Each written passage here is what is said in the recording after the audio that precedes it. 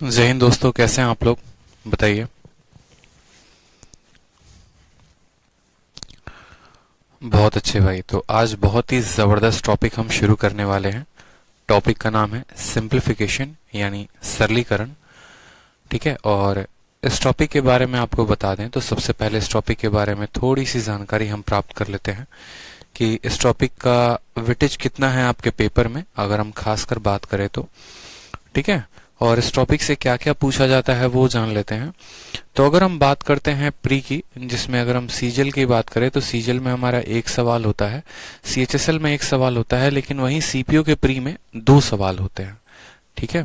और अगर हम मेंस की बात करें, यहाँ पर सीजल के मेंस की बात करें तो मेंस में हमारे जो हर शिफ्ट में सवाल होता है वो होता है 5।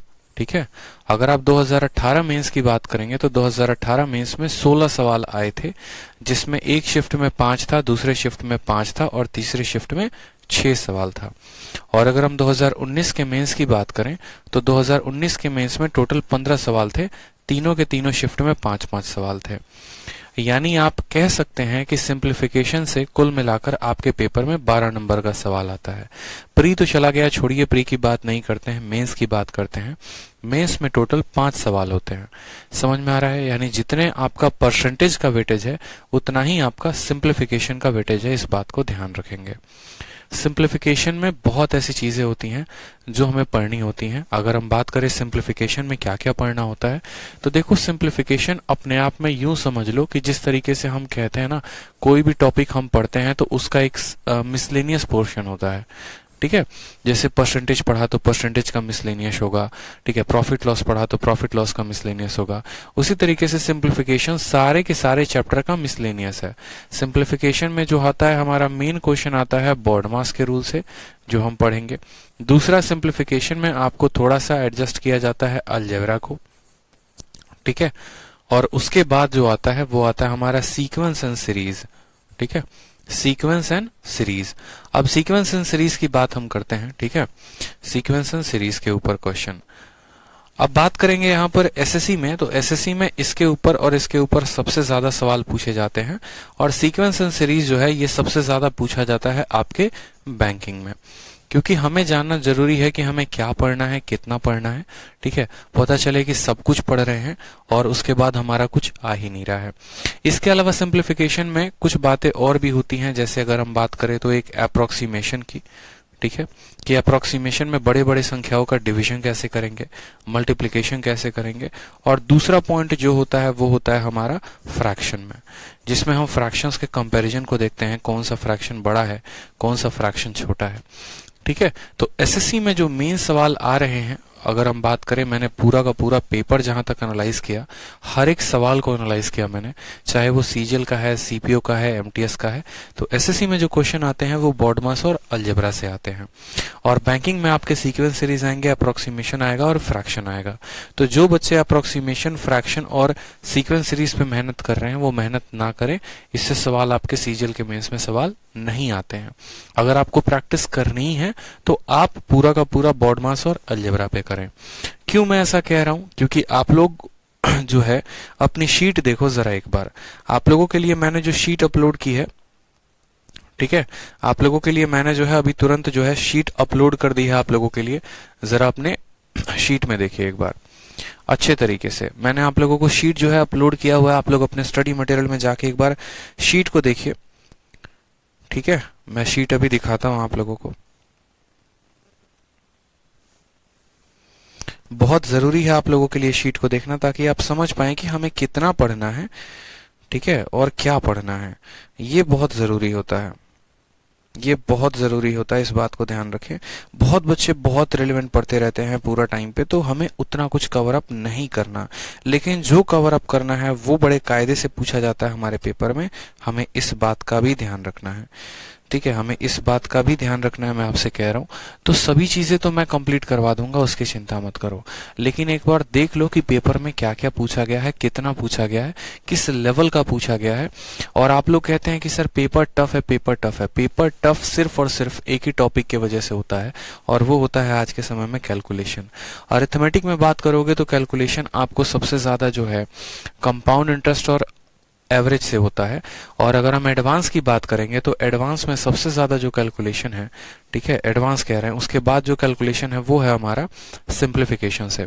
तो सिंप्लीफिकेशन की ऐसी शीट मैंने पूरी की पूरी अपडेट करवा के आप लोगों को डाली है, बड़ी जबरदस्त शीट है, ठीक है। यहाँ आप टेलीग्राम पे क्लिक करेंगे तो टेलीग्राम पे पहुंच जाएंगे, यूट्यूब पे क्लिक करेंगे यूट्यूब पर पहुंच जाएंगे, इस तरीके से। बात करते हैं यहाँ शीट की, तो देखो सारे के सारे मैंने प्रीवियस ईयर सवाल विथ टैग डलवाए हैं। क्यों डलवाए हैं पता है? ताकि कोई बच्चा ये ना कह सके सर आपने इरेलीवेंट क्वेश्चन डाला है, ठीक है। कोई ये स्टूडेंट कह ही ना सके नहीं सर ये फालतू के सवाल है, आते ही नहीं है। तो आपको पूरा संतुष्टि दिलाने के लिए हमने बकायदा पूरा प्रीवियस ईयर, बहुत मेहनत की मैंने इसके ऊपर, बहुत ज्यादा मेहनत की, पूरे के पूरे प्रीवियस ईयर को निकाला, सभी प्रीवियस ईयर को मैंने कंपाइल करवाया, चाहे वो सीजीएल है, सीएचएसएल है, 18, 19, 20 तीनों पेपर के, और उसके बाद जितने सवाल पूछे गए थे सारे के सारे डाले। पूरा पेपर को एनालाइज किया प्रॉपर तरीके से कि कौन सा ऐसा पर्टिकुलर वैरायटी है जो ज्यादा पूछा जा रहा है या जो बार बार पूछा जा रहा है, ताकि आपके पास जो चीजें आए वो फिल्टर आउट होकर आए और आप इरेलीवेंट चीजों ना पढ़े। पूरा प्रीवियस ईयर कंपाइल करने के बाद मुझे ऐसा महसूस हुआ कि यार जो सवाल है सीक्वेंस सीरीज से लेकर फ्रैक्शन कंपैरिजन अप्रोक्सीमेशन, इस पे तो कुछ है ही नहीं। आप बोलोगे सर इतनी ज्यादा शीटें क्यों दी हैं? तो आपसे कोई अलग से खर्चा हम नहीं ले रहे हैं, पूरे 24 पन्ने की ये शीट है। और मैं आपको एक और बात बता दूं तो इस 24 पन्ने में पूरे के पूरे हैं 250 सवाल। इस 250 सवाल में मैं आपको कराऊंगा सिर्फ 40 से 45 क्वेश्चन। उस 40 और 45 क्वेश्चन से मैं आपका पूरा का पूरा सिंप्लीफिकेशन कंप्लीट करा दूंगा, ठीक है।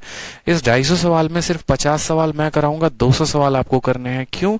क्योंकि सारे के सारे सेम पैटर्न पर हैं। सिंप्लीफिकेशन एक ऐसा टॉपिक है जो कभी भी किसी स्टूडेंट को खुद सॉल्व करना चाहिए। अरिथमेटिक या एडवांस की तरह नहीं है जिसमें हमें पूरा कंसेप्ट बताने की आवश्यकता होती है।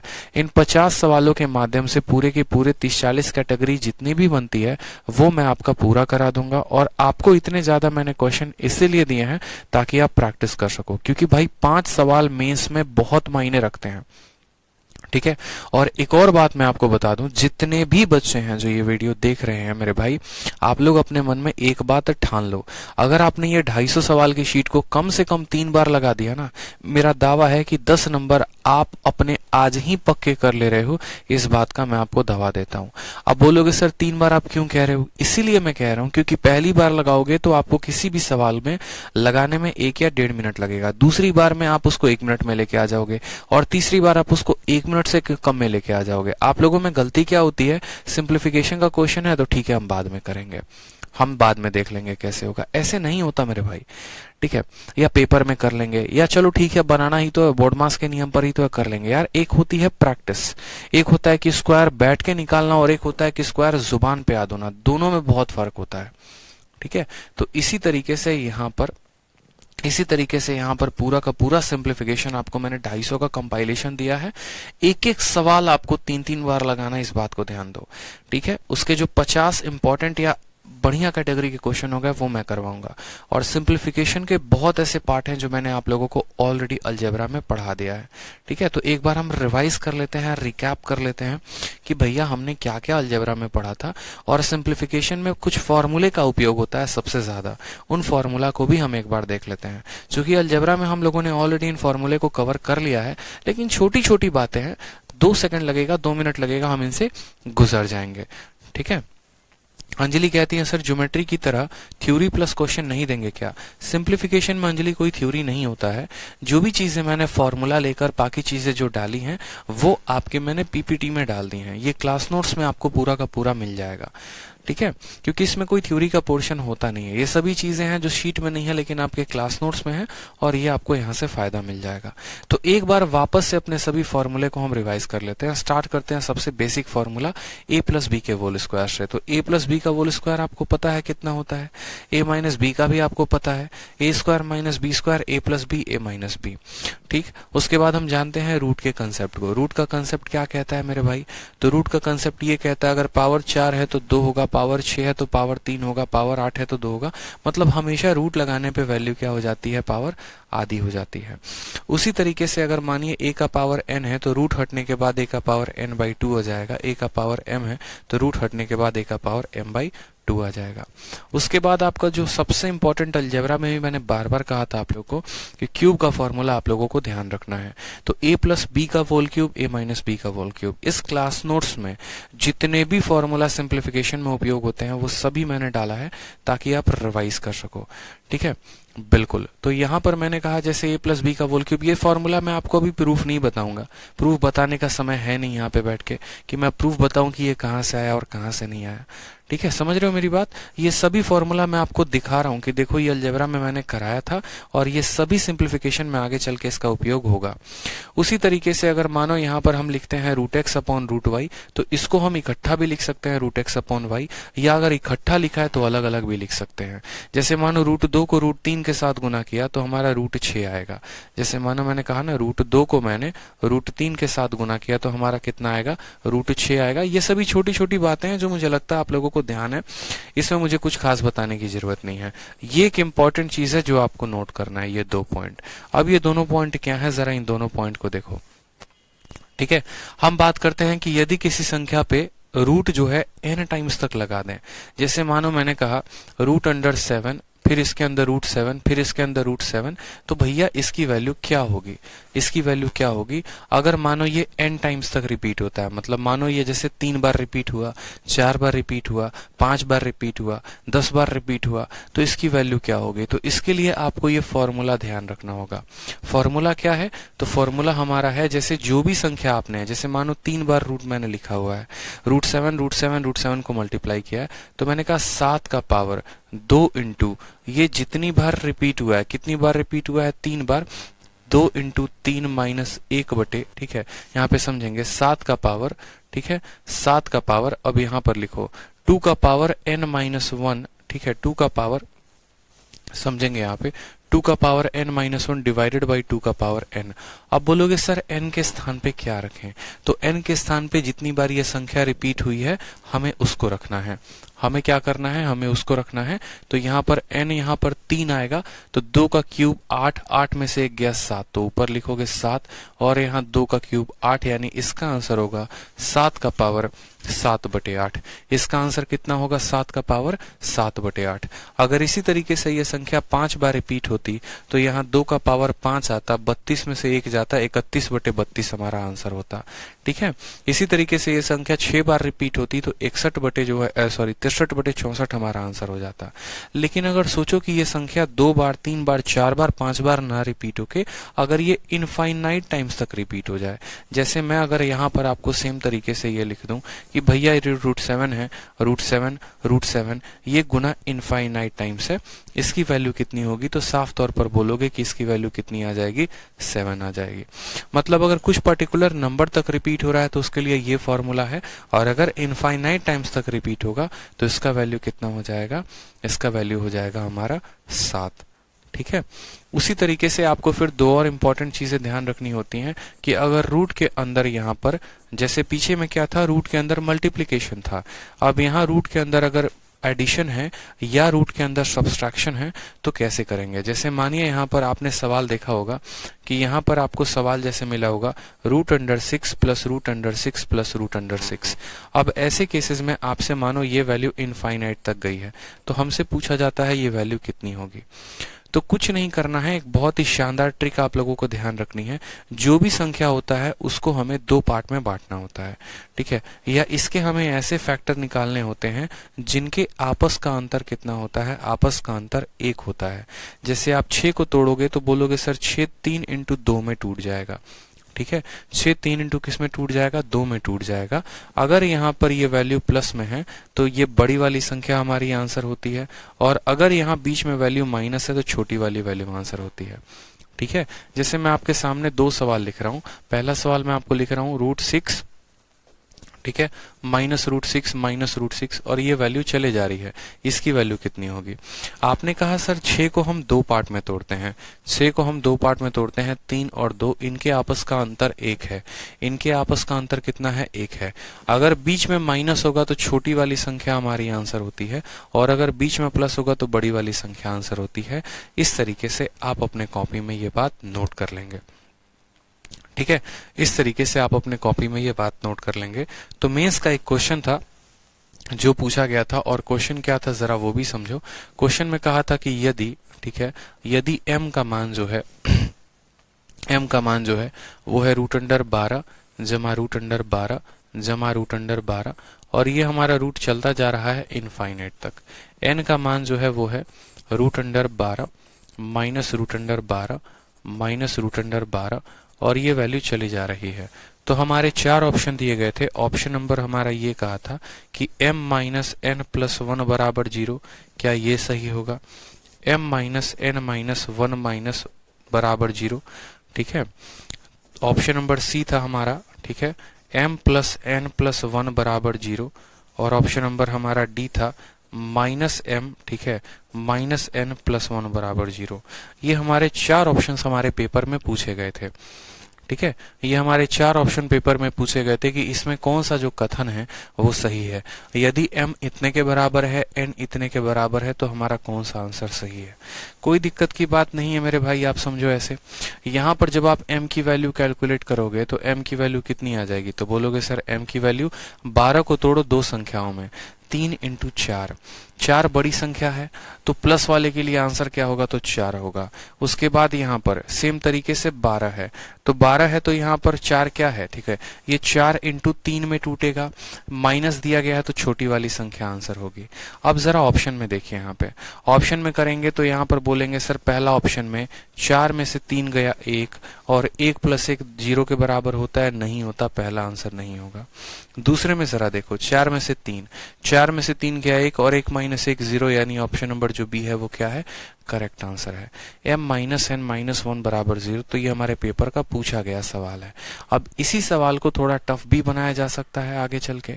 जैसे मानो यहाँ पर क्या दे दे, यहाँ पर आपको 132 दे दे, जैसे मानो यहाँ रूट अंदर 132 दे दे, यहाँ पर आपको रूट अंदर 15 या मतलब कुछ ऐसे 12 दे दे, इस तरीके से करके तो आपको सॉल्व करना पड़ेगा। तो जो ट्रिक होता है वो ट्रिक हमारा बस इतना होता है कि अगर हम इसको प्लस कर रहे हैं तो इसको 2 पार्ट में बांटेंगे। प्लस दिया गया तो बड़ी वाली संख्या आंसर होगी और माइनस दिया गया तो छोटी वाली संख्या आंसर होगी, ठीक है।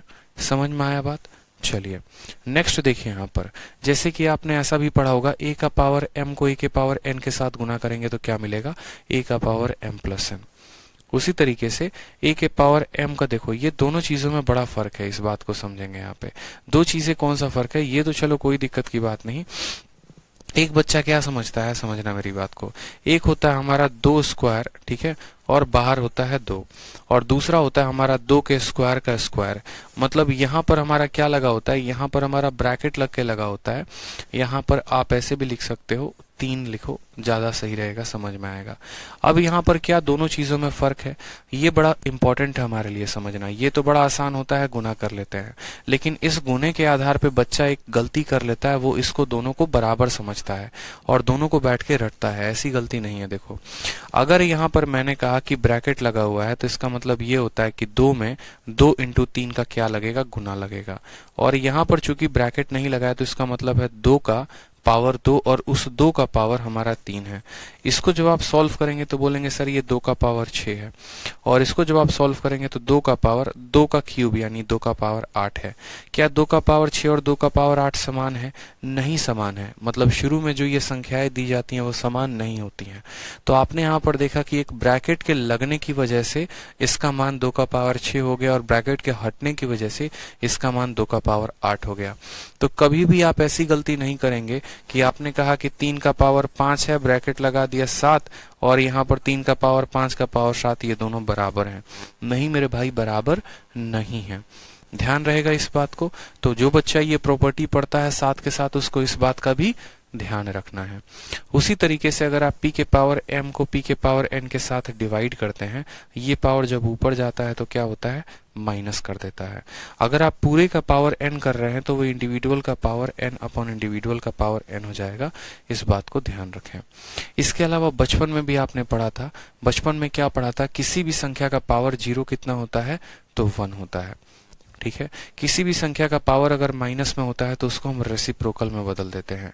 किसी भी संख्या का पावर जैसे 1/2 है तो वो √2 हो जाएगा, 1/3 है तो 1√3 हो जाएगा, ठीक है। इस तरीके से क्यूब रूट हो जाएगा, ठीक है। ये सभी बातें हैं जो आपने ऑलमोस्ट पढ़ रखी हैं। मुझे नहीं लगता इसमें कुछ बताने की खास आवश्यकता है। जब मैं आपको क्लास नोट्स दूंगा तो आप लोग इसको देख लेंगे। एक बार मैंने सारे फॉर्मूला भी यहाँ पर लिख दिए हैं, सभी फॉर्मूला को देख लो। a प्लस बी का स्क्वायर, a माइनस बी का square, A square minus B square, a plus B का होल क्यूब। एक एक बात मैंने आप लोगों के लिए वापस से पूरी की पूरी क्लास नोट्स में मैंने अपडेट करवा दी है ताकि आपको फायदा हो। सिंप्लीफिकेशन में सबसे ज्यादा ये दो फॉर्मूले का इस्तेमाल होगा, इस बात को ध्यान रखना, ए क्यूब प्लस बी क्यूब और ए क्यूब माइनस बी क्यूब के ऊपर, ठीक है। और उसके बाद आता है जो सबसे खतरनाक होता है, अलजेब्रा। अलजेब्रा का ये फॉर्मूला हमारे लिए सबसे इंपॉर्टेंट है। अलजेब्रा में मैंने पढ़ाया था, और अलजेब्रा में कुल मिलाकर बातें जो मैंने कही थी वो ये कही थी कि इसके टोटल कुल मिला के 4 फॉर्मूले होते हैं। अब आपको ये काम करना है कि अलजेब्रा जो मैंने पढ़ाया है उसमें आपको देखना है अपने क्लास नोट्स में जो आपने कॉपी में बनाया है कि वो कौन कौन से ये 4 फॉर्मूले थे, वो कौन कौन से ये 4 फॉर्मूले थे। A cube plus B cube plus C cube minus 3abc, इसके टोटल हमारे 4 फॉर्मूले हैं। मैं आपको बिल्कुल भी नहीं बताने वाला कि वो 4 फॉर्मूले क्या हैं, आप लोग बहुत आसकती हो चुके हो, तो आपको देखना है बकायदा से अपनी शीट में, ठीक है। एक एक बात मैंने यहाँ समझा रखी है। अगर जिसका अलजेब्रा जितना बेहतर क्लियर है उसका सिंप्लीफिकेशन पे हाथ उतना तगड़ा बैठेगा और वो सवालों को कर पाएगा, ठीक। तो ये सभी बातें थी जो थोड़ा सा रिवीजन करवाना था। अब हम आ जाते हैं अपने मेन मुद्दे पे, और जो हमारा मेन मुद्दा है जो हम सिंप्लीफिकेशन पढ़ेंगे वो पढ़ेंगे बॉडमास के नियम पे, वो पढ़ेंगे बॉडमास के नियम पे, इस बात को ध्यान रखो।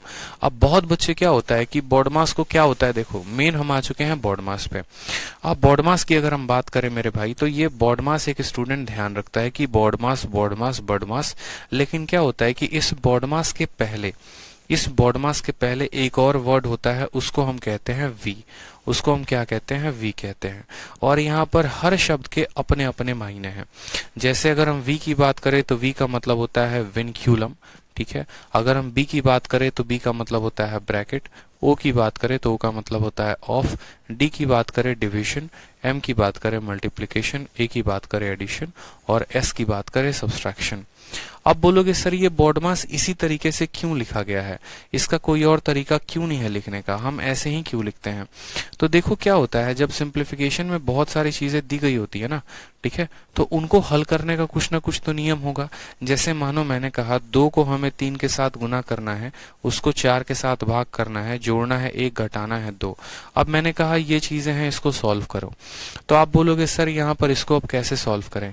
कोई स्टूडेंट पहले गुना कर देगा, फिर बाद में भाग करेगा, फिर 1 जोड़ेगा, फिर 2 घटाएगा, तो उसका उत्तर कुछ और आएगा। कोई स्टूडेंट क्या करेगा, पहले भाग करेगा, फिर गुना करेगा, फिर जोड़ेगा, कुछ घटाएगा। तो भाई ऐसे अगर मानो हम करते रह जाएं तो हमारे 2 अलग अलग आंसर आएंगे। एग्जामिनर कंफ्यूज हो जाएगा कि कौन सा ऑप्शन दे कौन सा नहीं दे, ठीक है। तो उसने कहा कि चलो कोई बात नहीं, एक नियम तुम सीख लो, उस नियम के आधार पे तुम्हें हम जो भी सवाल देंगे उसको तुम्हें हल करना होगा, ठीक है। और वो नियम हमारा है बॉडमास, वो नियम हमारा है बॉडमास, ठीक है। वो नियम हमारा क्या है, बॉडमास है। अब बॉडमास में बात करें तो भैया वी क्या होता है, तो वी का मतलब होता है विनक्यूलम। अब बच्चा बोलेगा सर ये पहली बार वी सीख रहे हैं, तो अगर तुम्हें वी ऐसे भी नहीं ध्यान है ना, तो इस विनक्यूलम शब्द को आप बार शब्द से भी डिनोट कर सकते हैं।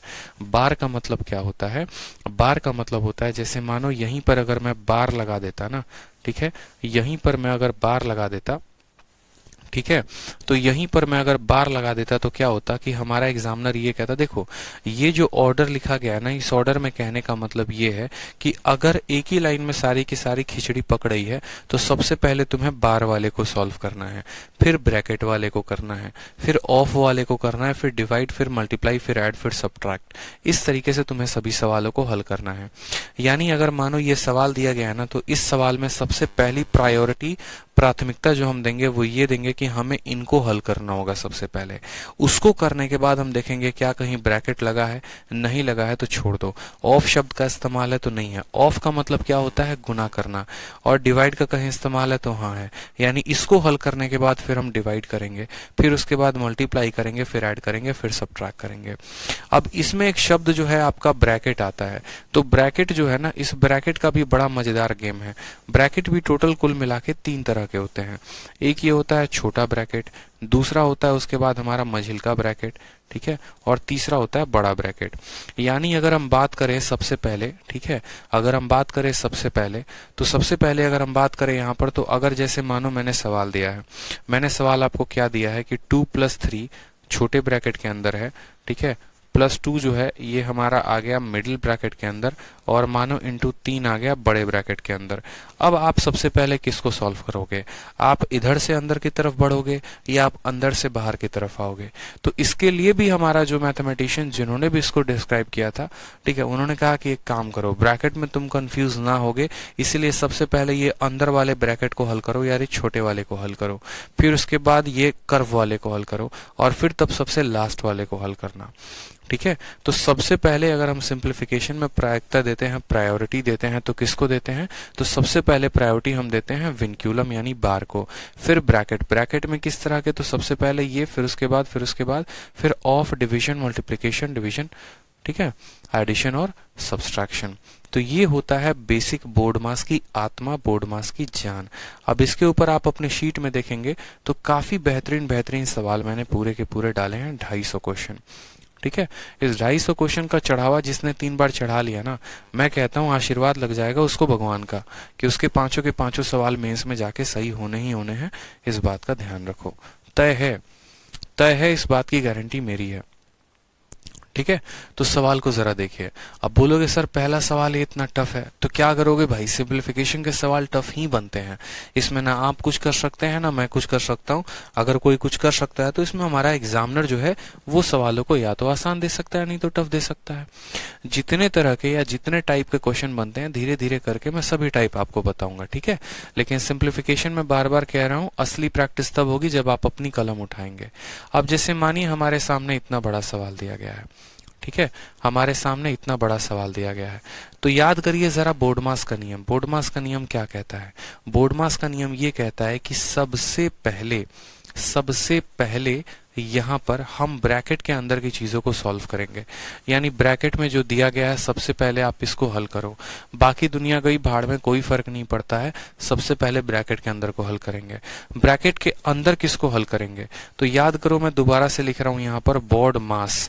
ठीक है, सबसे पहले आएगा ब्रैकेट, ब्रैकेट आ गया, ब्रैकेट के अंदर कहां पर? ऑफ शब्द का इस्तेमाल, ब्रैकेट के बाद ऑफ देखो यहां पर है तो इनको लपेटो आपस में।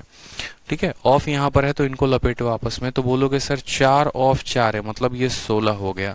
ठीक है, ब्रैकेट खत्म, ऑफ खत्म, फिर उसके बाद कहीं डिवाइड है तो बोलोगे हाँ सर डिवाइड तो है, यहां पर भी डिवाइड है और यहां पर भी डिवाइड है, तो करो डिवाइड, फिर क्या दिक्कत आ रही है?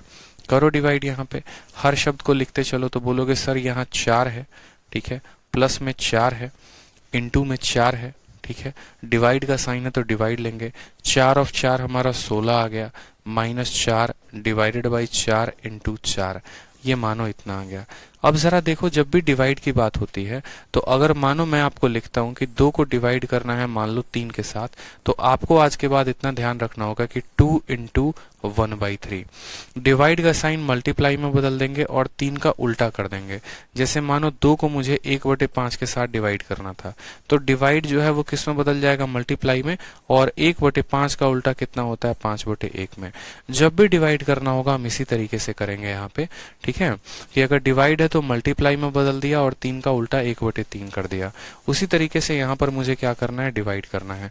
तो हमने 4 को 4 रखा, 4 को 4 रखा, ऐसा नहीं है कि यहाँ गुना कर देना, मत करना, 4 इंटू 4, डिवाइड का साइन है मल्टीप्लाई, 16 किस में बदल जाएगा? 1/16 में, माइनस है तो माइनस, डिवाइड है तो बदल जाएगा मल्टीप्लाई, 4 बदल जाएगा 1/4 में, और इंटू आपका आ जाएगा 4। ठीक है, 4 इंटू 4 16, और 16 आपस में खत्म कर देंगे, ये 4 यहीं पे रहेगा, प्लस हमारा आ गया, ये हो जाएगा। ठीक है, उसके बाद ये 4 इस 4 को खत्म कर देगा और आ जाएगा -4। अब यहाँ काटोगे तो इसकी वैल्यू कितनी आ गई? इसकी वैल्यू 1 आ गई। इस पूरे की वैल्यू कितनी आ गई? इस पूरे की वैल्यू 1 आ गई। यानी यहाँ से लेकर यहाँ तक की वैल्यू कितनी आई है? 1 आई है। लेकिन हमें भूल गए थे कि भाई सिर्फ ये पार्ट नहीं है, अभी तो एक और पार्ट बाकी है। ठीक है, अब ये पार्ट का वैल्यू कितना आया है? 1 आया है। तो अब इस पूरे पार्ट के साथ दूसरे वाले पार्ट का गुना लगाओ, यानी यहाँ पर। तो बोलोगे sir 2 into 3 divided by 2 of कितना है? तो ऑफ 3 इंटू 2, ठीक है, और डिवाइड बाई, अब ये डिवाइड के बाद ये पूरा पार्ट था और इस पूरे पार्ट का मान कितना आया था? 1 आया था। तो यहाँ पर कितना रखेंगे? 1 रख देंगे। ठीक है, समझ में आ गया। अब आपके सामने देखो ऑफ भी है, डिवाइड भी है, मल्टीप्लाई भी है। सबसे पहले किसको हल करते हैं, तो ऑफ को करते हैं, फिर उसके बाद डिवाइड को करते हैं। तो आपने कहा सर 2 × 3 डिवाइडेड बाई 2। ऑफ का मतलब 2 × 3 कितना हो जाएगा, 2 × 3 यहाँ पर क्या लिखेंगे 6, इंटू क्या लिख देंगे 2 और डिवाइडेड बाई 1। फिर ऑफ का काम कर दिया। अब ऑफ का काम कर दिया तो क्या कर सकते हो, ऑफ का काम करने के बाद फिर यहाँ पर डिवाइड का काम करो। तो 2 × 3 डिवाइड का उल्टा कितना हो जाएगा, मल्टीप्लाई। डिवाइड के स्थान पे मल्टीप्लाई, और मल्टीप्लाई के बाद डिवाइड के बाद जो संख्या आती है उसका उल्टा करना होता है। तो 6 का उल्टा 1/6 इंटू आ गया 2, और डिवाइड के बाद मल्टीप्लाई और 1 का उल्टा 1 होता है। 3 × 2 6 से खत्म, यानी आंसर हमारा कितना आ जाएगा, आंसर हमारा 2 आएगा। Option number D for Devsena जो होगा वो क्या होगा, करेक्ट आंसर होगा। ठीक है, डी फॉर देवसेना जो होगा वो करेक्ट आंसर होगा। अब देखो एक स्टूडेंट जो बेचारा तैयारी कर रहा है, एक बालक जो बेचारा अभी अभी नया नया तैयारी में आया है, वो बेचारा तो ऐसे ही करेगा, इसमें तो कोई उसकी गलती नहीं है।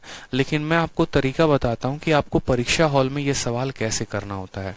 ठीक है, ऐसे आप करोगे ना तो एकदम इसको बोलते हैं बउआ मेथड, एकदम बउआ तरीके से करोगे। लेकिन अगर आप एकदम प्रो लेवल पे करते हो, आप एग्जाम में यही सवाल को एकदम प्रोफेशनल्स की तरह करते हो। प्रोफेशनल कौन होते हैं, जिन्होंने अपनी काफी पकड़ बना ली होती है परीक्षाओं में, जिनका तय होता है कि इनका तो 200 में 200 आना है, चाहे कोई कितना भी ताकत क्यों ना लगा ले। 200 प्लस तो उनका स्कोर मेंस में जाना है। वो कैसे करता है वो समझो सवाल को। ठीक है, अगर मेरे सामने, मैं आपके सामने अगर एग्जामिनेशन हॉल में बैठा होता तो मैं इस सवाल को कैसे करता। मेरे सामने ये सवाल स्क्रीन पे दिया हुआ था। ठीक है, तो बहुत बच्चे क्या करते हैं कि बोर्ड मास के सवाल को पहले स्क्रीन से देखकर उसको उतारते हैं कॉपी में। ठीक है, और फिर उतारने के दौरान कुछ ना कुछ उनका डेटा छूट जाता है, और छूट जाता है तो उनका उत्तर गलत आता है, फिर वो परेशान होते हैं। भाई बहुत ऐसी चीजें हैं ना जो ऑन वहीं पर कर लिया करो। ठीक है, जैसे आपको पता है कि मुझे इसको भी हल करना है, मुझे इसको भी हल करना है, ठीक है, और दोनों को हल करना है, दोनों में सबसे पहले प्राथमिकता मुझे ऑफ को देनी है। तो मैंने कहा यहीं पर इनका काम तमाम कर लो। ठीक है, 2 × 3 कितना हो जाएगा, तो 2 × 3 आपका 6 हो जाएगा। ठीक है, 2 × 3 कितना हो जाएगा, 6 हो जाएगा। अब 3 को आपको 1/6 के साथ गुना करना है, तो ये वाला 6 इस वाले 6 को पूरा का पूरा खत्म कर देगा। समझते चलो। मैंने दोबारा से क्या कहा, मेरे स्पीड के साथ अपने स्पीड को मैच करो। मैंने कहा देखो मेरे भाई 2 × 3 कितना होता है, तो 6 होता है। और यहाँ पर अगर मैं यहाँ पर 6 को यहाँ लेके आ जाऊं, ठीक है, डिवाइड है तो मल्टीप्लाई में, तो ये इसको पूरा का पूरा काट देगा, यानी मुझे पता चल गया इस पूरे का मान कितना है, तो 1 है। और 1 × 2 कितना है यहाँ पे, तो आप बोलोगे सर देखो 1 है, 1 × 2, फिर उसके बाद क्या आ गया 1 × 2, और फिर आ गया हमारा डिवाइड का साइन। अब जरा ब्रैकेट के अंदर का खेल समझो, ब्रैकेट के अंदर का खेल समझो जरा। 4 × 4 कितना होता है, तो बोलोगे सर 4 और 4 16 होता है। डिवाइड है तो वो 16 कहाँ चलाएगा, नीचे चलाएगा। इस 16 से ही 16 पूरा खत्म हो जाएगा। समझ में आ गया मेरा बात।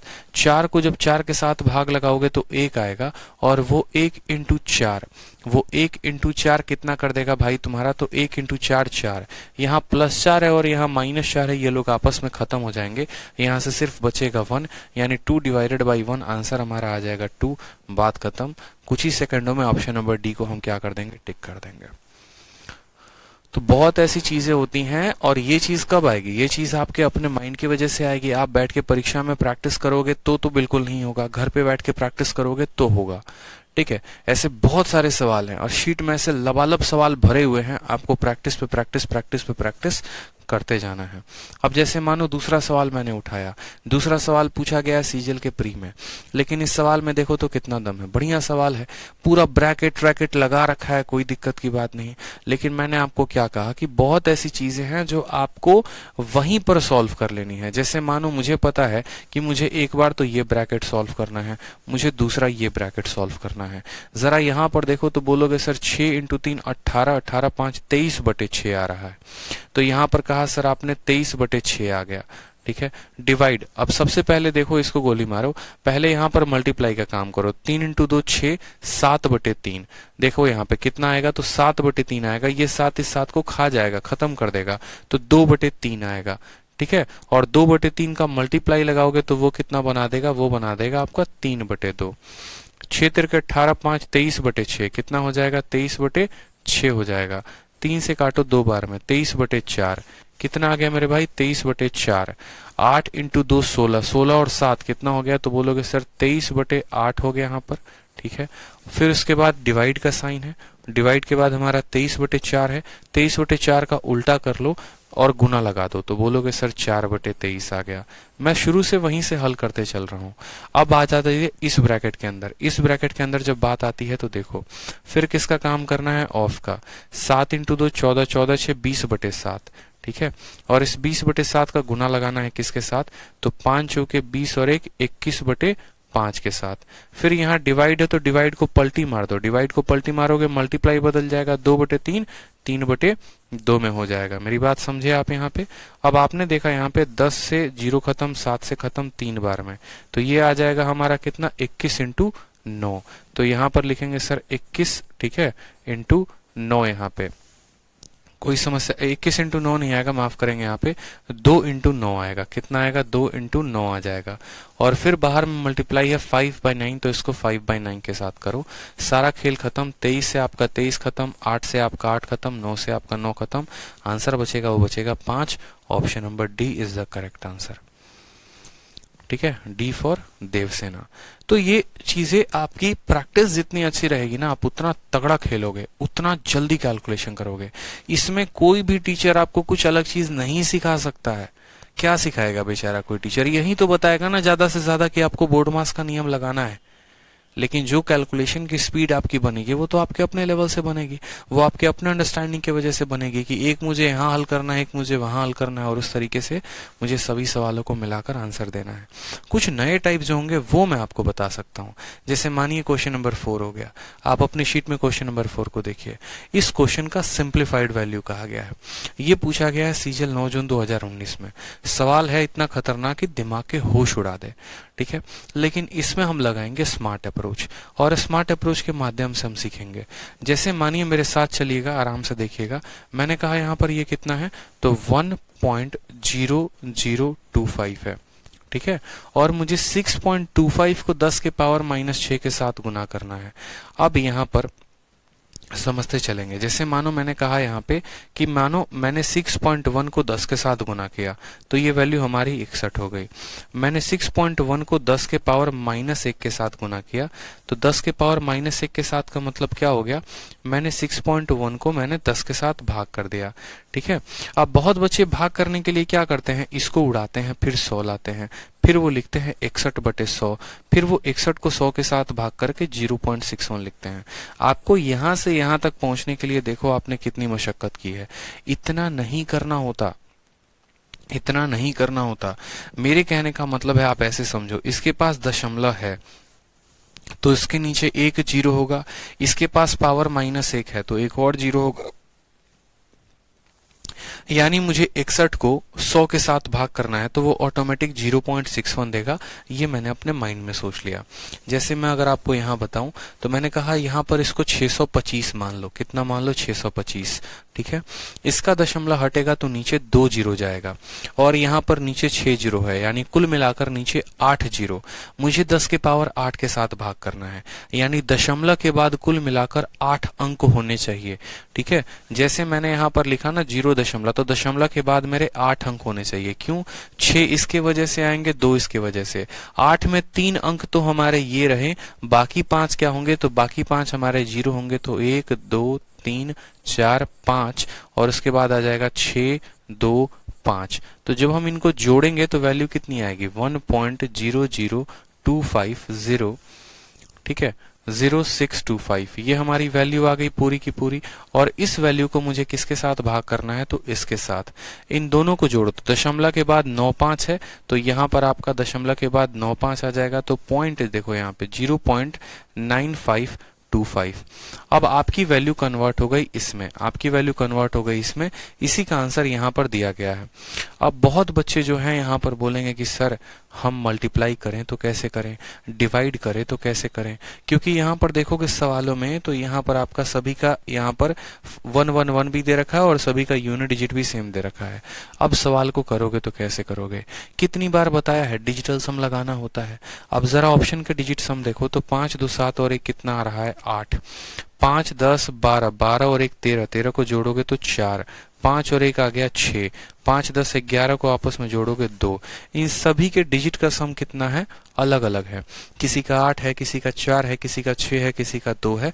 आपके ऑप्शंस के डिजिट सम अलग अलग हैं। आप अपने सवाल का डिजिट सम निकालो और सवाल का डिजिट सम निकालने के बाद मैच कर दो। तो बोलोगे बढ़िया बात बताए सर।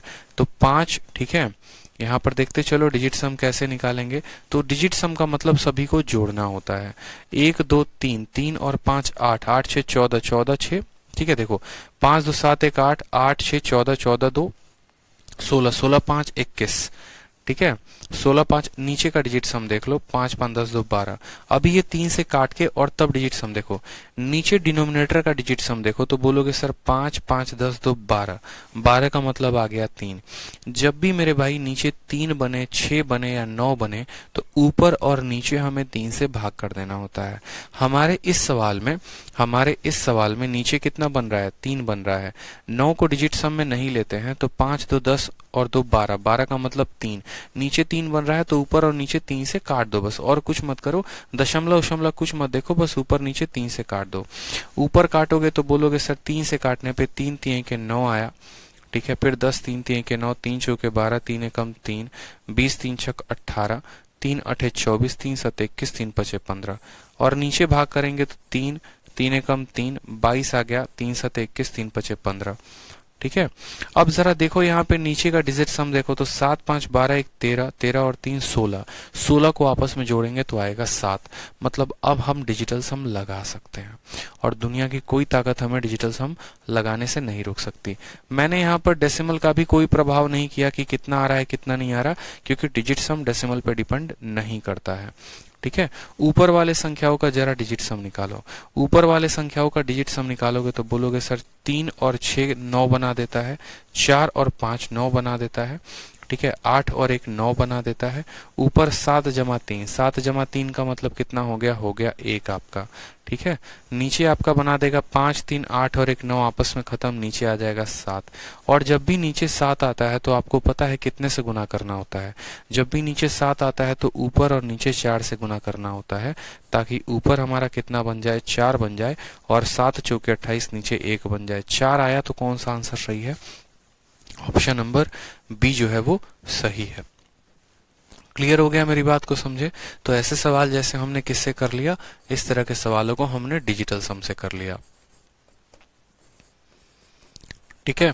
या तो आपके पास जो है बैठ के पूरा फुर्सत में इसको डिवाइड करो, ठीक है, और नहीं तो यहां आने के बाद डिजिटल सम का प्रयोग करो, सवाल सेकंडों में बन जाएंगे। क्लियर है मेरे भाई? चलो आगे बढ़ते हैं। उसके बाद देखो क्वेश्चन नंबर 9। क्वेश्चन नंबर 9 बहुत अच्छे। क्वेश्चन नंबर 9 देखो, एक आसान सा क्वेश्चन मैंने आपके लिए दिया। सीजीएल 10 जून 2019 का प्यारा सा बहुआ क्वेश्चन है।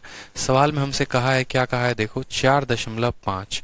अब जैसे मैंने कहा ना कि ये चीजें दी गई हैं तो एक बच्चा क्या करता है, तुरंत यहाँ पर बैठ के सारा पहले एक लाइन में सारा सवाल लिखता है।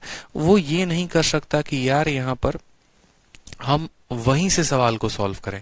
जैसे मुझे पता है कि मेरे पास ऐसा इतना बड़ा इक्वेशन दिया गया है। अब इस इक्वेशन में जरा आप गौर फरमाओ तो यहाँ पर सबसे पहले हम प्रायोरिटी ब्रैकेट को देते हैं, तो ब्रैकेट वाले को यहीं पे कर लो ना। आप जो है 0 को 0 के साथ खत्म कर दो, 0 0 खत्म। 8 से काटोगे तो 4 बार में जाएगा। अरे 32 को 8 के साथ भाग करो 4, 4 इंटू 5 करोगे तो कितना आएगा? 4 इंटू 5 करोगे तो 20 आएगा। मतलब इतना हमें समझ में आ गया कि 4.5 माइनस जो ब्रैकेट वाला है वो है 20 जमा। अब यहाँ पर क्या करना है? 6 से भाग करना है। 6 से भाग करना है तो यहाँ पर क्या होगा? गुना 1/6, और वो 6 यहाँ चलाएगा। ये 12 है और नीचे 6 है तो ये 2 बार में काटेगा, तो प्लस हम करेंगे 2 बार में, ठीक है। 4.5 और 2 होता है 6.5। 20 में से 6.5 घटाओगे तो आएगा -13.5। ऑप्शन नंबर ए जो है वो करेक्ट आंसर है, ए फॉर एप्पल, ठीक है। इस तरीके से हम कर सकते हैं सवालों को भाई मेरे। तेजी तेजी में सवालों को करते रहेंगे तो मजा आते रहेगा, ठीक है।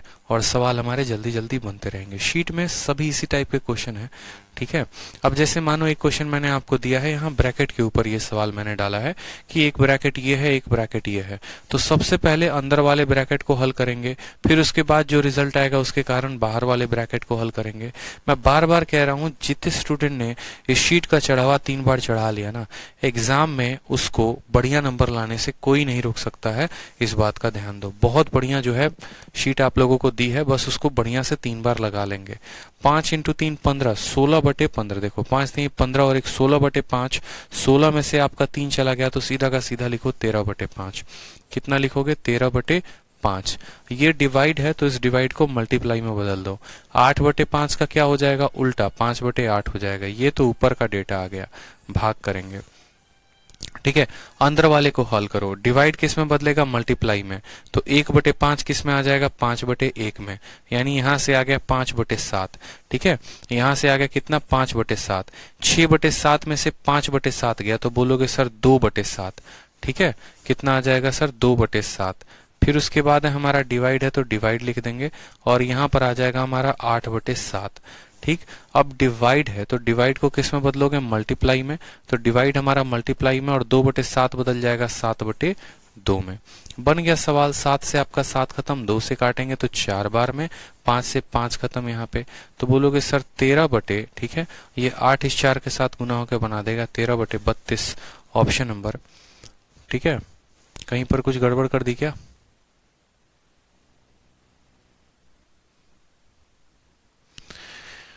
5 3 15, 16/5 में से 3 गया 13/5 इंटू 5/8, यहाँ पर आ गया 8/7, ठीक है। और 5/7, 6 में से 5 गया 1/7। 1 मिनट यहाँ पे देखेंगे, ये आ जाएगा आपका 5/7। 6/7 में से 5/7 जाएगा तो 1/7, यानी यहाँ पर हम बात करेंगे 1/7 का उल्टा 7/1, ठीक है।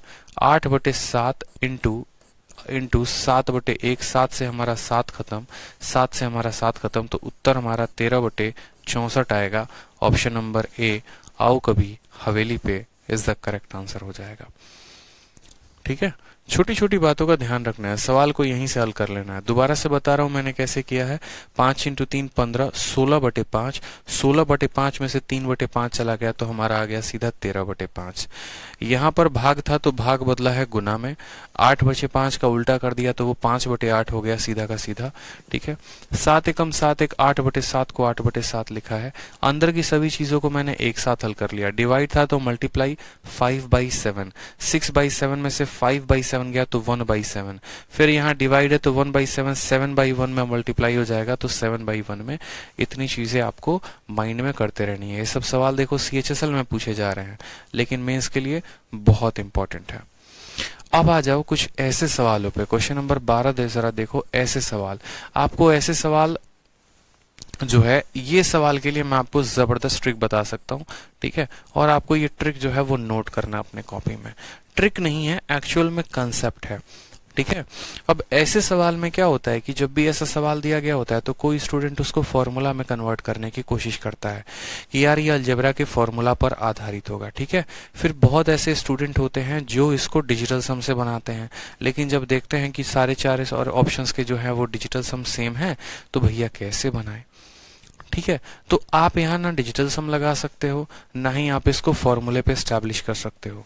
लेकिन हाँ, एक बात जरूर ध्यान रख सकते हो, जरा देखो, ये अगर मानो इस संख्या को आप a मानते हो, ठीक है, तो ये a कितना हो गया? तो बोलोगे सर ऊपर हमारा बन रहा है a³, ठीक है।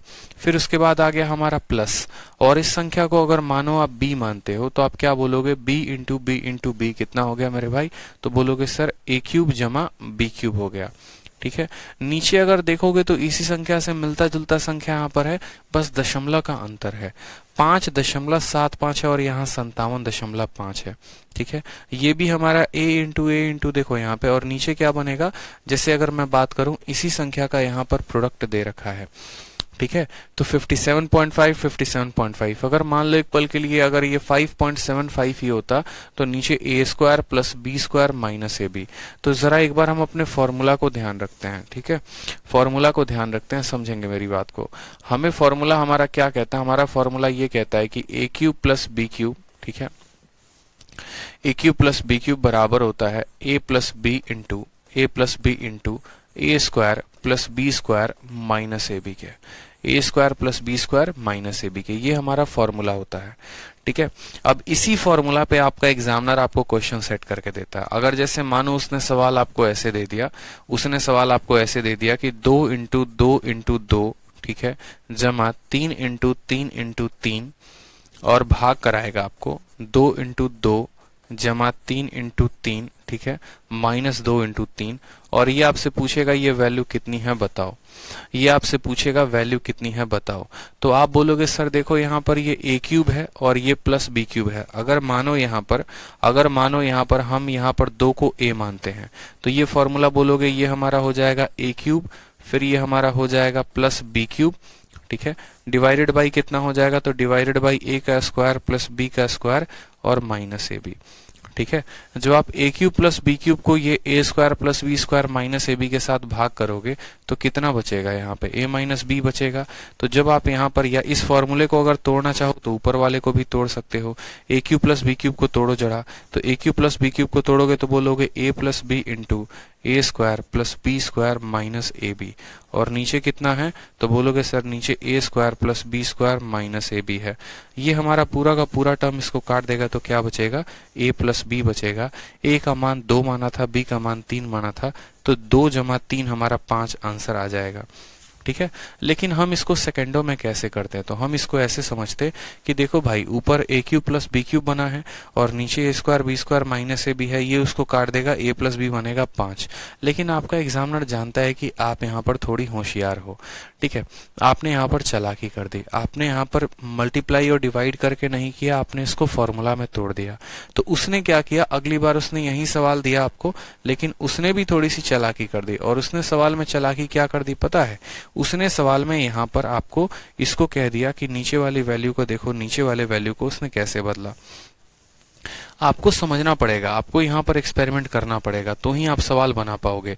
उसने नीचे वाले वैल्यू को ऐसा कर दिया कि आप जो है, ठीक है, थोड़ा सा बच के रहो। उसने 2 को कह दिया 0.2 है ये, इस 2 को उसने कह दिया 0.2 है, ए स्क्वायर बना दिया, इसको इसने बी स्क्वायर बना दिया। यहाँ पे देखते चलो, ठीक है, यहाँ पर बी स्क्वायर बना दिया और माइनस 0.2 इंटू 0.3 कर दिया। मतलब उसने ऊपर वाले की ओरिजिनल वैल्यू यहाँ नहीं दी है, ऊपर वाले की ओरिजिनल वैल्यू नहीं दी है, उसको 10 से भाग करके दिया है। उसको क्या किया मेरे भाई, ऊपर 10 से भाग कर दिया है। आपको भी कुछ नहीं करना, फॉर्मूला में सेट ही नहीं करना है। आपने कहा कि देख यार, इस संख्या में अगर हम बात करें तो इस संख्या को हम क्या लिख सकते हैं, तो इस संख्या को 0.2 को क्या लिख सकते हैं, तो बोलोगे 0.2 को यहाँ पर सर इसको 2/10 लिखा जा सकता है। ठीक है, उसी तरीके से इसको क्या लिखा जा सकता है, तो इसको भी 2/10 लिखा जा सकता है। समझ में आया। 0.3 इंटू 0.3 को क्या लिखा जा सकता है, तो 0.3 इंटू 0.3 को 3/10 इंटू कितना लिखा जा सकता है, 3/10। फिर 0.2 इंटू 0.3 को क्या लिखा जा सकता है, तो 2/10 इंटू कितना हो जाएगा, 3/10। अब अगर बात करोगे तो 1/100 और 1/100 हमारा क्या हो गया, तो 1/100 हम हर किसी से निकाल सकते हैं। तो 1/100 अगर हम यहाँ से निकाल लेते हैं तो नीचे हमारा 2 into 2 plus 3 into 3 minus 2 into 3 बन जाएगा, यानी A square plus B square minus A B बन जाएगा। और फिर वो बन जाएगा तो फिर वो उसको ऊपर को काटेगा तो ऊपर ए प्लस बी बचेगा, यानी ऊपर हमारा आएगा 5 और नीचे आ जाएगा 100। तो यही सवाल का आंसर 0.05 होगा। लेकिन मेरा मानना यह है कि आप यहाँ से सीधा का सीधा इस कंक्लूजन पे कैसे पहुंच सकते हैं, आप सीधा का सीधा यहाँ पे इस कंक्लूजन में कैसे पहुंच सकते हैं।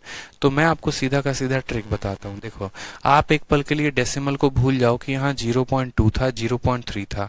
आप बस समझो ये 2 था और 3 था। जब 2 होता और 3 होता तो आप इसको सॉल्व करते तो कितना आंसर आता, आपका आंसर 5 आता। आपके एग्जामिनर ने क्या किया, यहाँ पे आपके एग्जामिनर ने 2 टर्म है, देखो प्लस के साथ कितने लोग जुड़े हैं, 2 लोग जुड़े हैं। ठीक है, इस संख्या को भी 10 से भाग किया है, इस संख्या को भी 10 से भाग किया है, यानी हम कहें तो दोनों के दोनों संख्याएं 100 से भाग हुई हैं। तो लास्ट में आपका आंसर भी कितने से भाग हो जाएगा, 100 से भाग हो जाएगा। समझे मेरी बात को, समझे या नहीं समझे। जैसे मानिए अगर आपका अगला क्वेश्चन कुछ ऐसा होता और आपका अगला क्वेश्चन में कहता 2 into 2 into 2 plus 3 into 3 into 3 और डिवाइड में उसने ऐसा कह दिया होता 0.02 इंटू 0.02 प्लस 0.03 इंटू 0.03, ठीक है, माइनस 0.02 इंटू 0.03। अब मान लो उसने ऐसा कह दिया होता, मैं आपसे क्या कहना चाहता हूं, मैं आपसे यही तो कहना चाहता हूं कि देखो ऊपर 2 है और 3 है, यहाँ भी 2 है और 3 है, हमें पता है A cube plus B cube divided by A square plus B square minus A B क्या देता है, ए प्लस बी देता है, यानी ऊपर a प्लस बी यानी 2 जमा 3 कितना आएगा, 5 आएगा। लेकिन वो तब आएगा ना जब नीचे 2 2 2 रहेगा। तो आप बोलोगे हाँ सर, लेकिन क्या नीचे 2 2 है? नहीं, इस 2 को 100 के साथ भाग किया है और इस 2 को भी 100 के साथ भाग किया है। और यहाँ प्लस के साथ कितने टर्म जुड़े हैं, 2 टर्म है, 2 टर्म है, 2 टर्म है, हर जगह 2 ही 2 टर्म है। तो हम बोलेंगे देखो एक टर्म को 100 के साथ भाग किया तो इसको भी 100 के साथ करो, और दूसरे को 100 के साथ भाग किया तो इसको भी 100 के साथ करो, यानी तुम्हारा आंसर 5 था। और यहाँ 2 जीरो इसके वजह से, 2 जीरो इसके वजह से, यानी आंसर आएगा 0.0005। This is the correct answer. ना ज्यादा माथा लगाया ना ज्यादा दिमाग लगाया, हमारा करेक्ट आंसर आ जाएगा इतना। समझ में आ गया कि नहीं आ गया बताओ? एक मिनट, हम लोगों ने गलती कर दी है, 1 मिनट माफ करेंगे यहाँ पे। ये जो 1/100 है ना, 1 मिनट, छोटा सा गलती हो गया, 1 मिनट रुक जाओ यहाँ पे। छोटा सा गलती हो गया, छोटा सा गलती क्या हो गया वो देखो। जैसे मानो यहाँ पर 2 इंटू 2 इंटू 2 था, ठीक है, मैं थोड़ा उल्टा बता गया, यहाँ पे समझना मेरी बात को। छोटा सा गलती क्या हो गया, ये 2 इंटू 2 आप इसको सेम तरीके से लिखो, प्लस 3 इंटू 3 भी आप इसको लिखो यहाँ पे, माइनस 2 इंटू 3 लिखो। ये नीचे 100 है ना, तो वो ऊपर चला जाएगा, माफ करना, ये ऊपर चला जाएगा। ये वैल्यू आपका यहाँ पर 1/100 आपने कॉमन लिया है ना, तो ये 1/100 का 100 ऊपर चला जाएगा। यानी अगर आपका इसके वजह से आंसर 5 आ रहा था तो उसमें 100 का गुना लग जाएगा, यानी आपका आंसर 500 आ जाएगा।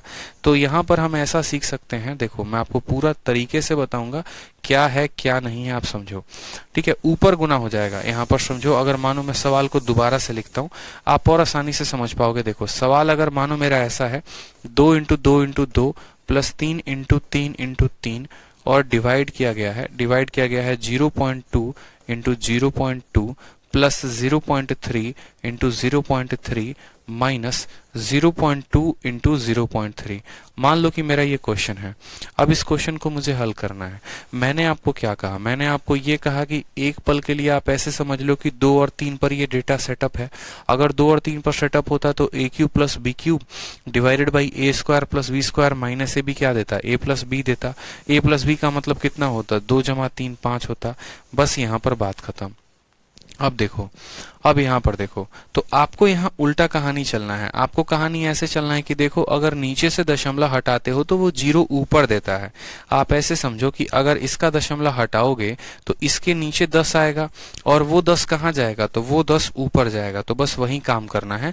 इसका दशमलव हटाओगे तो 10 आएगा, इसका दशमलव हटाओगे तो 10 आएगा, यानी ऊपर वाली संख्या 100 के साथ गुना होगी, तो हमारा आंसर 500 आ जाएगा। ठीक है, हमें किसी भी प्लस के साथ, यहां भी 2 टर्म है, यहां भी 2 टर्म है, यहां भी 2 टर्म है, तो हमने ऐसा कहा इसका दशमलव हटाने पे 10 आएगा, इसका दशमलव हटाने पे 10 आएगा, यानी आंसर 5 इंटू 100 होगा। उसी तरीके से जैसे ये सवाल था, तो ये सवाल में मैं आपको कह रहा हूं कि अगर ये 2 और 3 के डेटा पे सेटअप होता तो 2 + 3 हमारा आंसर कितना आता, 5 आता। इसके दशमलव हटाएंगे तो ऊपर 2 जीरो, और इसका दशमलव हटाएंगे तो ऊपर 2 जीरो, यानी यहाँ पर कुल मिलाकर हमें 4 जीरो मिलेंगे और हमारा आंसर 50,000 हो जाएगा। हमारा आंसर कितना हो जाएगा, 50,000 हो जाएगा।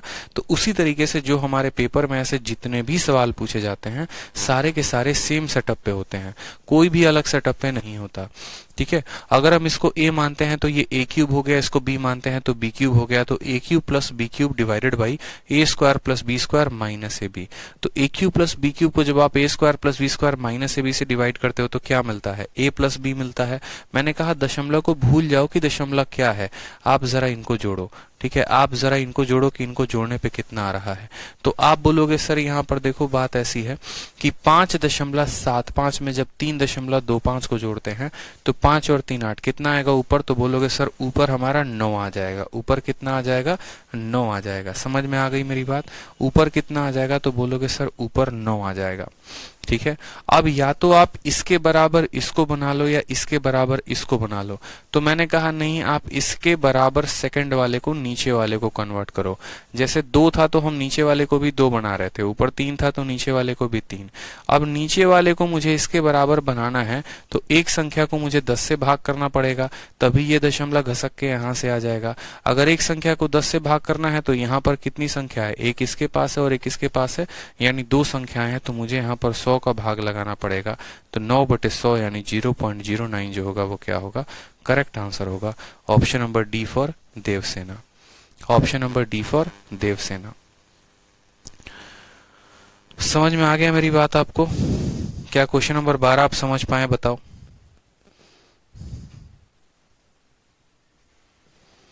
ठीक है, हमें क्या कहना है, हमें मेरा कहने का मतलब है यहाँ पर कि अगर यहाँ 2 है तो नीचे वाले को भी हम उसी तरीके से बनाते थे। अब बहुत बार आपका एग्जामिनर क्या करेगा कि ऊपर छोटी संख्या देगा, नीचे बड़ी संख्या दे देगा, तो बड़ी संख्या को हम भाग करके छोटी संख्या बना देंगे। उसी तरीके से यहाँ ऊपर छोटी दिया गया है, नीचे बड़ी दिया गया है, तो बड़ी वाली को भाग कर दो, क्या परेशानी है। तो भाग करोगे तो देखो 5.75 है और 57.5 है। 57.5 को 10 से भाग करोगे तो 5.7, यानी हमने नीचे से 10 का भाग लगाना है। एक संख्या में 10 का भाग, तो यहाँ पर इसमें जो है 2 संख्याएं हैं तो 100 का भाग लगाएंगे तो 9/100 हमारा आंसर कितना होगा, 0.09 होगा। ठीक है, इसी कंसेप्ट पर आप जरा 2-3 सवाल को देखो अच्छे तरीके से तो आपको क्लियर होगा। जैसे मानो आप एक और सवाल देखो, यहाँ क्वेश्चन नंबर 53 को देखो, सेम कंसेप्ट पर आधारित है, कोई परेशानी नहीं है, सेम हमारा आंसर 1 सेकंड में आ जाएगा। देखो हमारा आंसर यहाँ a³ है प्लस b³। भाई मेरे ऐसे सवालों को बिना पेन उठाए पेपर में कर सकते हो अगर लॉजिक पता होगा तो। a³ plus b³ divided by a² plus b² minus ab। तो बोलोगे सर a³ प्लस b³ क्या होगा, ठीक है, और a² b² ab से डिवाइड करेंगे तो क्या देगा, a प्लस b देगा। ऊपर कितना देगा, a प्लस b देगा। तो a प्लस b जरा इनको ऐड करो, 63.5 में 36.5 को ऐड करोगे तो कितना आ जाएगा, 100 आएगा। यानी ऊपर बोलोगे सर कि ऊपर इन दोनों को जोड़ने पे कितना आ रहा है, तो 100 आ रहा है। अब आप मुझे बताओ यहाँ पर बड़ी कौन है, तो बड़ी ऊपर वाली संख्या है, इसके बराबर मुझे इसको बनाना है। अगर मुझे इसको बनाना है किसके बराबर, ऊपर वाले के, तो मुझे इसमें क्या करना पड़ेगा, मुझे इसके लिए अलग से क्या चाहिए, ठीक है, मुझे इसके लिए जो है मैं ऐसा कह सकता हूं, या आप ऐसे भी कह सकते हो कि देखो इसका कितना गुना है, ये इसका कितना गुना है, इसमें हमने 10 का गुना लगाया है तो ये बना है। उसी तरीके से इसमें कितने का गुना लगाया है, 10 का गुना लगाया है तो ये बना है, यानी 10 × 10 कितना हो गया, 100। तो हमारा आंसर कितना आएगा, हमारा आंसर आ जाएगा 10,000। ठीक है, आंसर कितना आ जाएगा मेरे भाई, देखते चलो, आंसर आ जाएगा 10,000। ऑप्शन नंबर जो ए है वो करेक्ट आंसर है। आपको कंपेयर करना होता है और कुछ नहीं। जैसे मैंने इन दोनों को जोड़ दिया, जोड़ने के बाद मेरा 100 आ गया। उसके बाद मैंने ऐसे कहा, जैसे मानो कि इसका ये 10 गुना है, यानी मुझे इसके लिए 10 गुना चाहिए, मुझे इसके लिए भी 10 से चाहिए। तो ऊपर नीचे अगर मैं 100 और 100 से भाग करता हूं तो नीचे वाला 100 में एक 10 इसको खप जाएगा, एक 10 इसके लिए चला जाएगा, ऊपर वाला बच जाएगा और वही हमारा आंसर कर देगा 10,000। ठीक है, आपको कुछ नहीं करना, बस आपको ये देखना है कि यार नीचे वाले को कितने से गुना करे कि ये मिल जाए। इसको 10 के साथ गुना करेंगे तो 63.5, इसको 10 के साथ गुना करेंगे तो ये एक 10 इसके लिए, एक 10 इसके लिए, ये दोनों के लिए एक एक 10, यानी 100 से हमें अपने आंसर को गुना करना पड़ेगा। जैसे पीछे वाले सवाल में आप देखो एक बार, तो पीछे वाले सवाल में आपको क्या करना था, आपको इसको 10 से भाग करना था तो ये मिला, और 10 से भाग करना था तो ये मिला। तो एक 10 से भाग इसके लिए लगाएंगे, एक 10 से भाग इसके लिए लगाएंगे, यानी 100 से भाग लगाएंगे तो 100 से आंसर आएगा। या तो गुना करना पड़ सकता है, नहीं तो भाग करेंगे तो भाग लगाएंगे, गुना करेंगे तो गुना लगाएंगे। इस बात को हमें ध्यान रखना होगा। एक और क्वेश्चन जरा देखो, आपके सेम तरीके से पेपर में पूछा गया है। ठीक है, एक और क्वेश्चन मैं आप लोग कराता हूं सेम तरीके से। क्वेश्चन नंबर 56 सीपीए में पूछा गया है, जरा देखो एक बार। ठीक है, सेम बोला गया है। अब यहां पर देखो तो बोलोगे a³ plus b³ divided by a² plus b² minus ab, किस में टूटेगा, तो a प्लस b में। 675 में 325 को जोड़ोगे तो कितना आएगा, 1000 आ जाएगा। ठीक है, अब देखोगे तो इसका 10 गुना यहाँ पर ये है और इसी का 10 गुना यहाँ पर ये है, एक 10 इसके लिए, एक 10 इसके लिए, तो यानी कितना गुना, तो 100 गुना। तो यहाँ पर 3 जीरो ऑलरेडी है, 2 और जीरो आ गया तो कितना आ जाएगा, 5 जीरो आ जाएगा। Option number D for Devsena जो होगा वो क्या होगा, करेक्ट आंसर होगा।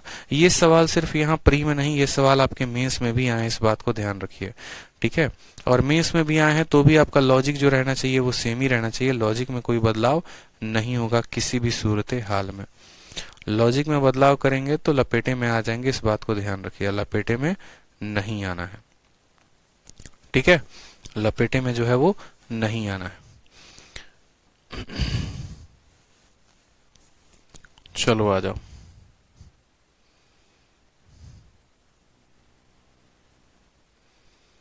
अब क्वेश्चन नंबर जरा 46 देखो एक बार। 46 भी क्या है, तो 46 भी आपका सेम टाइप पे है, आपको 46 में और आसान कर दिया गया है। 46 का सवाल देखिए, कहा गया 18.43 इंटू 18.43 माइनस 6.57 इंटू 6.57 और भाग करना 11.86 के साथ। अब ये में अगर देखोगे तो मैं आपको क्या बोलता हूँ, मैं आपको बोलता हूँ कि एक पल के लिए इस डेटा को क्या मान लो, a मान लो, और एक पल के लिए इस डेटा को क्या मान लो, b मान लो। तो बोलोगे a इंटू ए क्या है सर, तो a इंटू ए बोलोगे सर ऊपर a स्क्वायर है, b इंटू बी क्या है तो बोलोगे सर माइनस b स्क्वायर है, ठीक है। और यहाँ पर जो 11.86 है ये पता है क्या है आपको, ये आपको a माइनस बी है। 13 में से 7 गया तो देखो 6 आ रहा है, 13 में से 5 गया तो 8 आ रहा है, 17 में से 6 गया तो 1 आ रहा है और 1 का 1, यानी नीचे अगर आप देखोगे तो a माइनस बी है। जब आप a square minus B square को a माइनस बी के साथ भाग करोगे तो क्या बचेगा, a प्लस बी बचेगा कि नहीं, क्योंकि a square minus B square क्या होता है, a minus B into A plus B होता है।